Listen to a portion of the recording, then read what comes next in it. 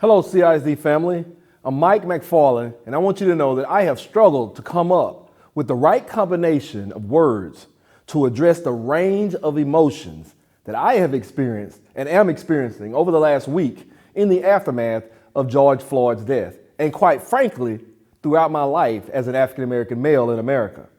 You know, this video that we've all seen, it captures what I believe is the worst of what our country should be about. And it is in direct conflict with the ideas of our democracy. You know, as I recognize that we all have multiple roles we feel, I am coming to you today as superintendent of schools in Crowley ISD. And I must admit that it is difficult for me to detach my personal experience and my past history with situations of this nature from the message that I bring to you as superintendent of schools. I would like to go on record to say that the actions and behaviors of the officers involved in this incident were wrong, criminal, and should never be tolerated in a civilized society that's built upon the principles of justice, fairness, and equity for all. Now, as a husband and a father, a brother, an uncle, a cousin, and as an American, I am outraged. The video of Mr. Floyd's death is a gut-wrenching reminder to me of many traumatic episodes I experienced as a youth. And as a result, I know that the families and students we're charged to serve on a daily basis through education, I know that they've been deeply impacted as well. You see, one of the motivating factors that led me into the education field was my desire to impact social injustices and to make society a more just one for all. You see, I believe that education is a tool of social mobility that should be available to all in a thriving democracy. I believe that diversity is a strength and it's an asset for our society.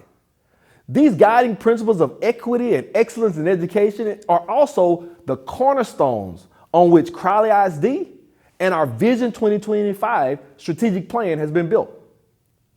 Our school board has been courageous in its stance on ensuring equity and excellence for all. And as a result, our vision is clear. Our mission is clear.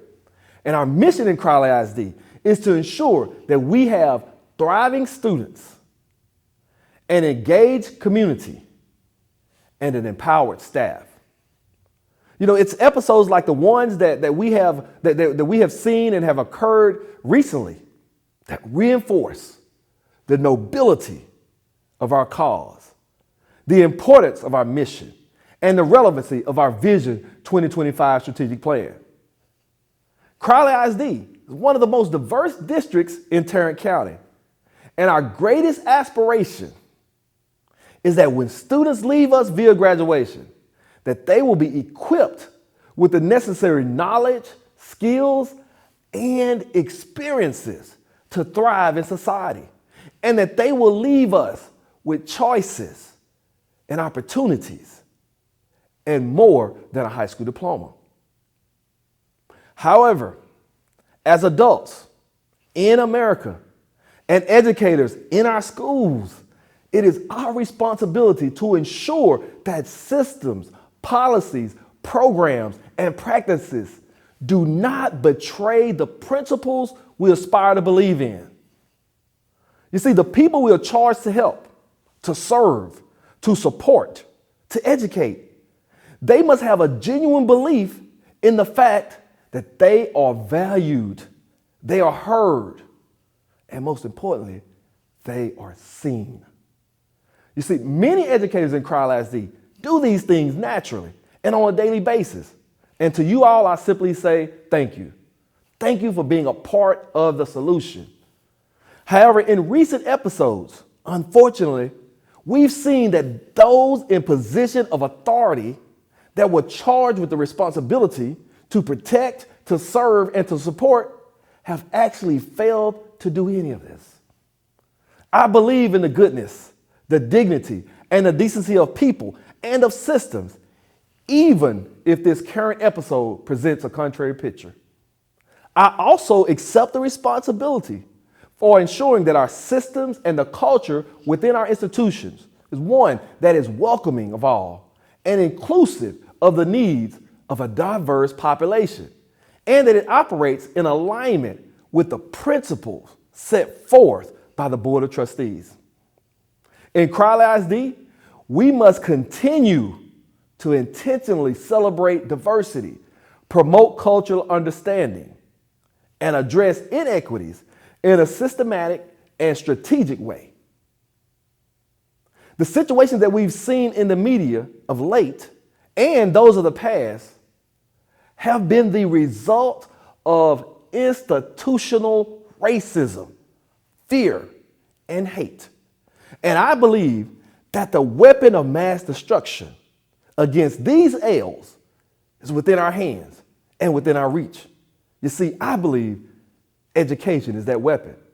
So we must redouble our efforts to do our part to ensure that all students have access to the highest quality educational experiences possible, so that their choices and opportunities for success after high school and within society are enhanced. In addition, as leaders who are in responsible positions within the organization we serve, we must be conscious of the fact that what we do, what we say, what we don't do, and what we don't say matters. We don't have a right to remain silent in the face of injustice and inequity. As agents of the system, our commitment and focus must be on changing the system and ensuring equity and excellence for all. You see, the power and sustainability of our democracy, our country, and our status in the world is dependent on nothing less. We can do better as leaders. We can do more as adults. And we must redouble our efforts to ensure a better society, a better state, a better community, a better city, and a better school system for our students. So I encourage you, create avenues where discussion and dialogue can occur about racial and social justice in your sphere of influence. Start affecting change where you are. Start the conversation. We must commit to becoming more conscious about social justice and the systems and institutional practices that oftentimes conflict with the values on which we stand. That is, if we expect others to believe in the systems we promote. You see, we stop riots by starting conversations. We end looting by being intentional about listening. We curtail agitation by ensuring intentional and authentic action is taken to meet the needs of those we're called to serve. I challenge you to get involved in initiatives locally and within the community that advance racial and social justice. As leaders and educators, we must organize and connect with others regardless of your race, regardless of your ethnicity, regardless of your religion. We must connect based on a common cause and a common purpose of the common good and the principles of equity, justice, and equality.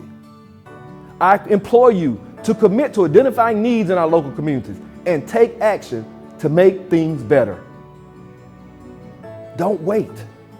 The time is now for us to act. We have a responsibility to do something. We are educators, and we do not have a right to remain silent. We start by educating ourselves so that we can be adequately equipped to educate others. If not you, then who?